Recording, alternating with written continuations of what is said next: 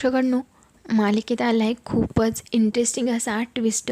हे सगळं काय असणार आहे ते म्हणजे अंशुमन. आता अंशुमनने एवढा मोठा राडा केला आहे आणि त्यातच मात्र आता समरची दमदार अशी एंट्री झालेली. त्यामुळे मालिकेत आणखीनच जास्त रंगत आली. पण प्रेक्षकांनो, खरंच समरला जेव्हा ते सुष्मित आणि इकडे त्याच्या भावाचं म्हणजेच अंशुमनचं लग्न झालं आहे असं समजणार आहे, तेव्हा मात्र खूप मोठा राडा तर होणारच आहे. आता समरचा राग मात्र अनावर होणार आहे, कारण चिंगीलाही त्याने फसवले आणि आता तर काय, तिची पूर्ण लाईफ स्पॉईल करून टाकली. मुळात म्हणजे तिच्याशी लग्न करायचं सोडून तिने चक्क इकडे तिच्याच बायकोच्या बहिणीशी म्हणजे सुष्मितशी लग्न केलं आहे आणि तिचंही आयुष्याचं काय पुढे. आता मात्र त्याला या सगळ्या विचाराने चांगलाच मोठा धक्का बसला आहे. समजत नाही अंशुमन का का असं वागतोय. आणि इकडे मात्र ही मंदाकिनी, ती तर पैशांना एवढी सगळी हावभाव करत असते आणि आता तर मल्लिका तिच्याशी एवढी गोल बोलते ना, कारण मल्लिकाला हे सगळं मात्र स्वानंदीला दाखवायचं असतं. मुद्दाम तिला त्रास द्यायचा असतो, म्हणून मात्र ती मुद्दाम इकडे मंदाकिनीशी एवढं गोड बोलत असते. आणि तिला तर काय पैशांची हाव आहे, त्यामुळे सतत काही ना काहीतरी पैसे देणे किंवा दागदागिने देणे. या सगळ्यांमुळे मंदाकिनी तर जाम खुश झालेली असते आणि ती स्वतःच्या मुलीला म्हणजे स्वानंदीला एवढी काय नावं ठेवते ना. शेवटी काही जरी झालं तरी सावत्र ते सावत्रच म्हणून आता बिचाऱ्या स्वानंदीला मात्र सावत्रपणाची वागणूक द्यायला सुद्धा लागली. पण प्रेक्षकांनो, खरंच स्वानंदी मात्र बिचारी सगळ्यांवरती एवढं प्रेम करते आणि तिच्या बाबतीत कुठेतरी चुकीचं होतंय. आणि मुळात म्हणजे स्वानंदी इतक्या दिवस त्यांनी नाही सांगितलं की त्यांची ही मात्र सावत्र मुलगी, आणि आत्ता तिचं सावत्रपण आहे समोर आलं आहे. आणि मुळात म्हणजे इकडे स्वानंदीवरती जो इकडे या अत्याचार होतोय तेही मंदाकिनीने.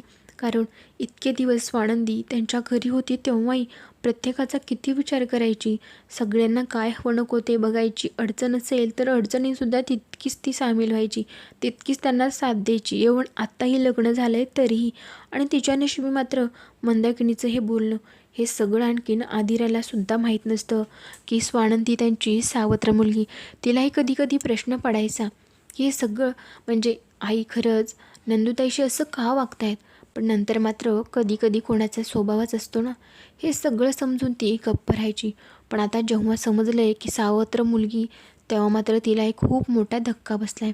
पण प्रेक्षकांनो, इकडे मात्र आता ज्यावेळेस समर आला आहे ना, त्यावेळेस मात्र समरने चक्क सुष्मितला घरी पाहिले. सुष्मितच्या गळ्यात मात्र मंगळसूत्र, आणि तोही खूप आश्चर्याने तिला विचारतोय की कुणाशी लग्न झालं आहे, कधी झालं, मला तर काहीच माहीत नाही. आणि जेव्हा आजी सांगतात तेव्हा मात्र धक्का बसतो. आणि मग काय, त्याच्या मनातले प्रश्न सगळी भडास आता अंशुमनवरती निघायला लागते. तेवढ्यात अर्पिता मध्ये पडते आणि मग काय, प्रेक्षकांना सगळ्या प्रेक्षकांना हवा असणारा ट्विस्ट म्हणा, टर्न म्हणा, ते मात्र पाहायला भेटतो. आता असं काय, समर अर्पिताची झोप उडवतोय ना, तुझ्या संसारात लक्ष दे, बाकीच्या संसारामध्ये तू ढवळाढवळ करू नकोस. आणि स्वानंदी मॅडम, त्यांच्यावर तर अजिबात आवाज चढवून बोलायचं नाही. माझी बायको येत्या आणि त्यांचं म्हणणं बरोबरच आहे, मला पटतं ते.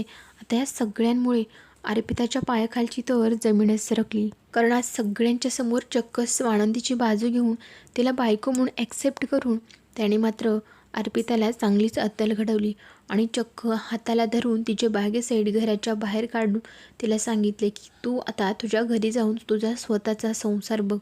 आता या सगळ्यांमुळे मल्लिकाच्याही पायाखालची जमीनच सरकली. तिलाही समजत नाही आता काय करू. मुळात म्हणजे तिलाही आता जराशी भीती वाटायला लागली. खरंच समर रागाच्या भरात काय करेल. आता प्रेक्षकांनो, जरी इकडे अंशुमनचं सुष्मितसोबत लग्न झालं असलं तरी तेही तितकंच खरं आहे, कारण चिंगी त्याच्या मुलाची आई होणार आहे आणि त्यांनी चिंगीकडून खोटं नाटक करून सगळं रेकॉर्डिंग करून ते एक शब्द म्हणजे पुरावा म्हणून ठेवलं आहे. पण आता पुढे मात्र समरच्या ओळखी आणि इकडे चिंगीचा जबाब वगैरे सगळं आता पोलिसांकडे जाऊन चांगली समर आता अंशुमनला कायदेशीर अद्दल घडवायची ठरवतो. पण या सगळ्यांमुळे मात्र स्वानंदीच्या आयुष्यात खूप मोठं वादळ येऊ शकते. ते म्हणजे तिच्या नात्यांमध्ये, सुष्मितच्या, तिच्या आईच्या आणि तिच्या नात्यामध्ये. कारण इकडे रोहन आणि बाबा यांना तर आणखीन कसलाही थांग पत्ता नाही की इकडे सुष्मितचं त्या अंशुमनबरोबर लग्न झाले. तेव्हा मात्र त्यांना समजेल ना, तेव्हा खूप मोठा राडा तर होणारच आहे. कारण इकडे आणखीन त्यांना कसलंही नाही माहीत की आपली सुष्मित आणि ही मंदाकिनी कुठे गेल्यात. त्या मात्र इकडे तिकडे त्यांचा शोधाशोध करू लागतात. पण स्वानंदीकडून त्यांना सगळं समजणार आहे आणि मग मात्र थेट ते आता त्यांच्या घरी येणार आहेत. आणि मग मग मात्र पुढे सगळं जे घडणार आहे ना, ते पाहायला खरंच मजा येणार आहे.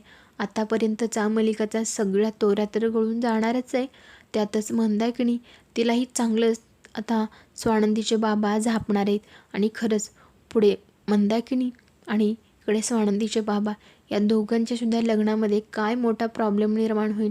खरंच या मंदाकिनीला घराच्या बाहेर काढतील का? नक्की काय होणार आहे सगळं आपण पुढे जाणून घेणार आहोत. त्यासाठी व्हिडिओ शेवटपर्यंत पाहत राहा. चला तर प्रेक्षकांनो, पुढे नक्की काय घडणार आहे ते आपण पाहूयात.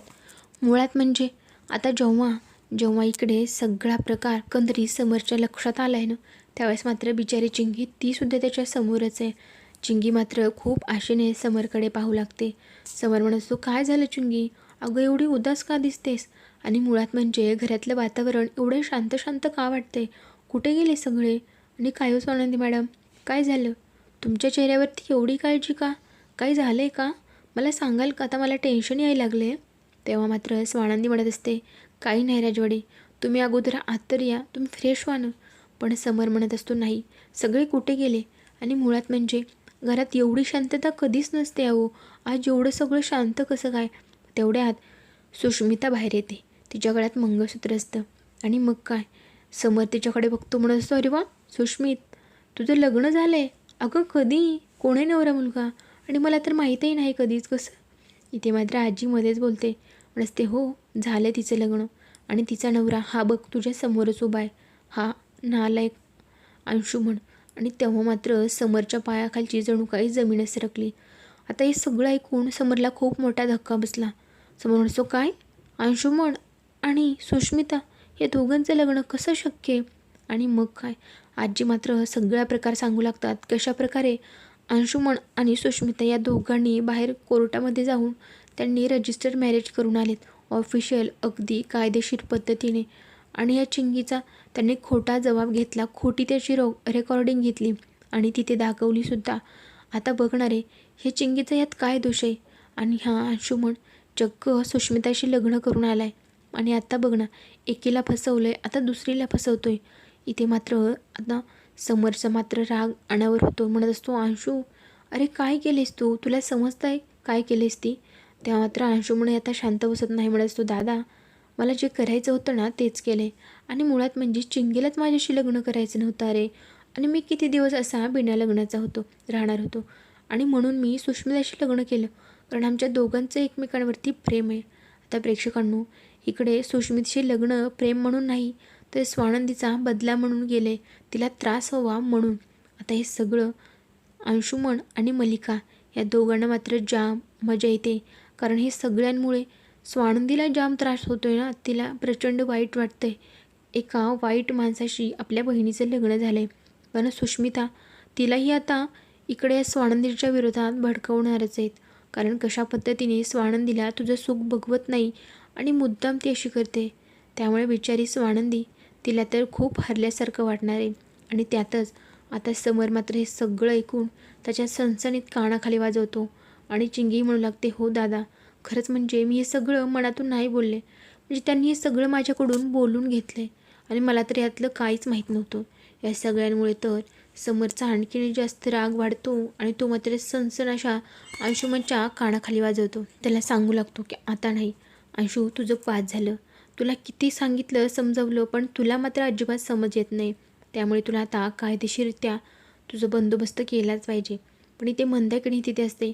मंदाकिनी त्याच्याकडे गयावया करू लागते, पण नाही. इथे मात्र समर म्हणत असतो, आऊ तुमचं खरं आहे, पण इथे या चिंगीचं काय? तिची काय चूक होती? आणि मुळात म्हणजे तिच्या ह्या सगळ्याची तिला काय शिक्षा? आता या सगळ्यांमुळे मंदाकिनीला समजत नाही. ती मात्र स्वानंदीला समजवायला सांगते की प्लीज स्वानंदी, तू तरी समजाव गं, तुझी बहीण आहे, तिचा संसार असा लगेच एका दिवसात असा कोलमडताना तुला कसा बघवते? आणि त्यातच स्वानंदीने तिच्या बाबांना सगळ्यांना सांगितलेलं असतं घरी, त्यामुळे तोपर्यंत ते सुद्धा तिथे पोचणार आहेत. आणि प्रेक्षकांनो, तिच्या बाबांनी तर डोक्यालाच हात लावलं आहे. मंदा, अगं काय करून बसलीस? खरंच तुला एकदाही आम्हाला सांगावंसं नाही वाटलं का? आता प्रेक्षकांनो, इथे स्वानंदीचे बाबा आल्यामुळे आणखीनच जास्त राडा झाला आहे. आता स्वानंदीचे बाबाही सणसणीत असे मंदाकिनीच्या कानाखाली वाजवतात. सगळं करताना लाज नाही वाटली तुला? आता प्रेक्षकांनो, खरंच इथे मात्र खूप मोठा ड्रामा क्रिएट होणार आहे. स्वानंदीच्या बाबांनी खरे तर मल्लिकाच्या सांगण्यावरून का होईना पण आत्तापर्यंत मंदाने ज्या चुका केल्यात ना त्यांना कसं बसं विसरायचा प्रयत्न केला होता. पण आता तर एवढी मोठी चूक केली. त्यामुळे त्यांनी खरंच आता ह्या मंदाकिनीला कायमचं घराच्या बाहेर काढलं पाहिजे आणि ते स्वानंदीच्या घरातही अजिबात तिला जागा दिली नाही पाहिजे. त्यामुळे चांगलीच मंदाकिनीला अद्दल घडवायलाच हवी. कारण अशी निष्ठुरपणे कशी काय वागू शकते? प्रत्येक वेळेस दुसऱ्यांना त्रास होईल, दुसऱ्यांना दुःख होईल असंच वागत असते. त्यामुळे पुढे खरंच असं घडणार का? सगळं असाच ट्विस्ट असेल का? आणि समरने मात्र चक्क पोलिसांना बोलून अंशुमनला चांगला धडा शिकवण्याचं ठरवलेलं आहे. त्यामुळे खरंच पोलीस अंशुमनला घेऊन जातील का? की इकडे आता स्वानंदीचे बाबा नक्की काय करतील? इकडे त्यांच्या मुलीचा संसार त्यांच्या डोळ्यासमोर असणार आहे. खरंच स्वानंदीचे बाबा अंशुमनला घेऊन जायला सांगतील का? की समरला थांबवायला सांगतील? हे सगळं आपण पुढच्या भागात पाहणार आहोत पुढे. त्यासाठी चॅनलशी कनेक्ट राहा आणि सबस्क्राईब जरूर करा.